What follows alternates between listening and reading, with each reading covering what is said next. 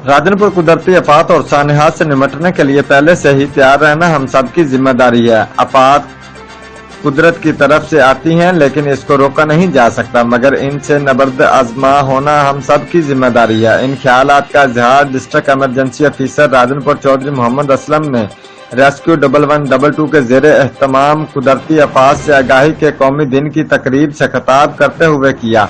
इस मौका पर शुरका और रेस्क्यू की तरफ से कुदरती आफात और सानहात में शहीद होने वालों को खराज अकीदत पेश किया गया और 8 अक्टूबर 2005 के ज़ल्ज़ला में शहीद होने वालों के दर्जात की बुलंदी के लिए फातिहा ख्वानी भी की गई। तकरीब से इमरजेंसी ऑफिसर चौधरी राहत अली मोहम्मद कुर्बान और मोहम्मद आबिद ने भी खिताब किया। रिपोर्ट चौधरी मोहम्मद हुसैन शहीन, म्यू bureau chief, Geo Express news, जनूबी पंजाब।